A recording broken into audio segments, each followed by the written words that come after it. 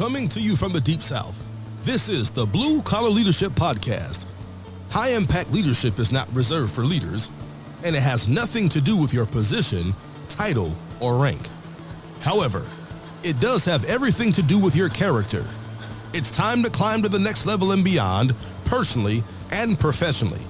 Now, let's start making it happen with your host, Max Story. So today we made it to part 5 of my story from there to here.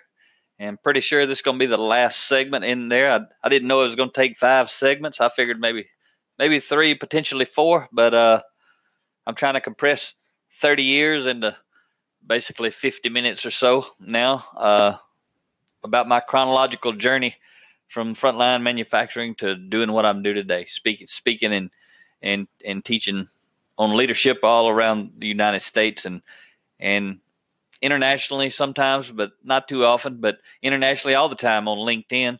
And I have a huge following there, about 36,000 followers. I put out motivational quotes and every day, and a blog about once a week or so.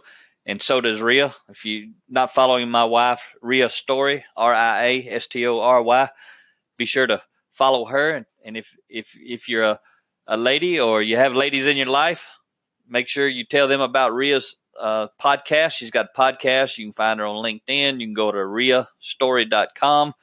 But she's fired up about helping women get to the next level and beyond, just like I'm fired up about helping blue-collar folks get to the next level and beyond. So I had left off last time. I had give up all my clients, give up all my income for the second time in just a few years. Remember 2008, I gave up my entire income. I had worked 20 years to get to that level and gave it all up, went to zero. And then I had become very successful as a lean manufacturing process improvement consultant. And also I was doing leadership development. Although I didn't really understand what I was doing in those days, that's really what I was doing the entire time that I was there. So 2 times I had given up my entire income. And it's actually a principle. John Maxwell calls it the law of sacrifice. He says you have to give up to go up. Then you have to give up more to stay there. And if you want to climb higher, you got to give up even more. So the first time I gave up to go up, then I gave up even more because I was making about 4 times as much in 2012 as I was in 2008. And I gave all that up and went to zero again. And what's interesting is I didn't give it up for the money. I gave it up to make a difference. But it's kind of interesting. I've been paid as much to speak for an hour as I used to earn in a year in the very beginning on the front lines. So that's pretty interesting. But I don't do it for the money. I do it to make a difference. If you noticed, you're not paying anything for this podcast, but it's taking my time. But I'm doing it because this is what I love to do. A lot of times we speak for free because it's what we love to do. It's a model that I have. Anyone who will purchase 200 of the Blue Collar Leadership Series books, Rhea and I will pay all of our expenses and travel anywhere in the 50 United States and come speak up to 4 hours for free.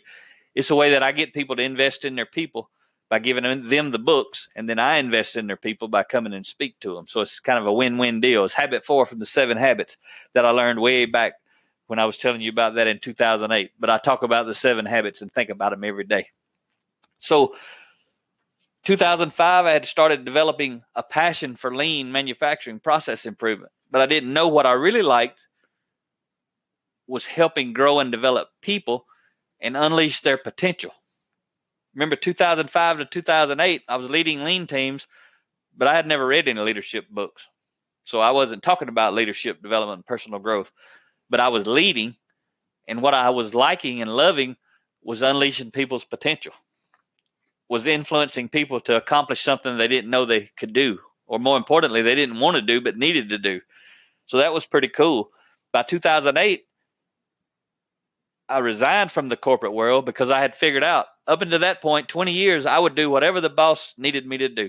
I felt like I could do it, and I always did do it, and I always done an amazing excellent job, and they always loved me for it. And I'm not tooting my own horn. I'm just saying I could do whatever they asked me to do. I would learn how to do it. I would take responsibility. I would study. I would do whatever I had to do a good job. I would always do it. So I wasn't special. I wasn't super smart. but I was super driven and I was super disciplined to learn the job, and I was super responsible and accountable, and I would make it happen. So by 2008, though, when they asked me to be quality manager, I had grown passionate about lean manufacturing, process improvement. And at that point, I decided I'm not just going to follow blindly any longer. I'm going to lead my life. And I said, I'm not going to be a quality manager. If that's what you need me to do, I'm quitting. I'm going to go do what I want to do. And it's what I talk about a lot. I try to motivate and inspire people. Do whatever you want to do because you're going to be happy. Regardless of however much money you're making, you're going to be happy. If you're doing something you don't like doing, you're definitely not going to be happy while you're doing that, and you may not be happy financially. But if you're doing what you love to do, you're going to always be happy, regardless of the financial situation. So 4 years into that, 2012, so now I've been leading lean process improvement teams, and now I had been mixing in leadership since 2008. So from 2005 to 2012, I logged over 11,000 hours leading cross-functional teams through process improvement, cultural transformation, organizational change, leadership development. I had 11,000 hours of doing that. So it was just the books I was reading, I was learning to apply it in the actual situation, but mainly in my life, but also I was also doing it secondarily with the teams. And the reason I say that, most people would think I was doing it primarily with the teams, but I knew how much I was working on me. That's where my main focus was, and it still is. Although I do all this stuff to help other people, it's still about me helping me become a better person. Leading other people, I understand this principle too. Leadership starts with me, but it's not about me. And that's a big deal. And we'll talk about that later on other episodes. But what happened in 2012, the reason I gave up what I was passionate about, remember I gave up in 2008 my corporate career because I was passionate about lean manufacturing, process improvement. 2012, I was still passionate about that, but it had led me to my purpose. And my purpose was helping other people get to the next level and beyond. Helping them have a better life, whether that means at home or at work. It always really means both. If you're really doing it, your life's going to get better no matter where you are. So now I was moving beyond my passion to my purpose. That's why I could give up something I was passionate about, because now I had actually discovered my purpose. And now being 2012. So now we're 6 years into that. And in 2012, during that year, before then I had only purchased books or audios or something like that. That was the amount of time I had invested in myself. And I learned a principle along the way. And that principle is, if you want to invest in yourself, why should someone else? I hear people all the time, oh, my company won't pay for me to go to this. Okay, you pay to go to that. If you think it's going to do you some good, you pay for it and you go. And you get the benefit, you get the experience, you get to put it on your resume, you get to apply what you learn, and you're going to benefit from it.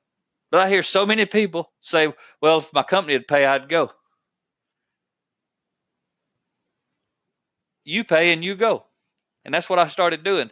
Rhea and I spent well over $100,000 of our money starting in 2012. We started going to different types of pretty expensive training and multi-day training in different locations around the country.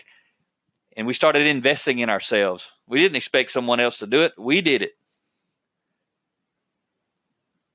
And we started meeting other people that were doing it. And then we started realizing there's a whole entirely different level of people who will invest in themselves out there. Those people are hungry. If you're hungry, figure out how to invest in yourself. Biggest thing I hear people say, oh, I ain't got the money. Then they go buy a four-wheeler, or they go buy a boat, or do they go to the beach for a weekend. And I hear all this stuff later, but first thing I hear is they don't have the money. Well, I don't have the time. I ain't got the time to read. But they got time to turn on the TV, watch some junk. They got time to go get them a six-pack of beer and waste that money and that time. Then they waste their money and time drinking it. Nothing wrong with any of that stuff. But don't tell me you don't have the time and you don't have the money when you got the time and you got the money and you spending it on something else.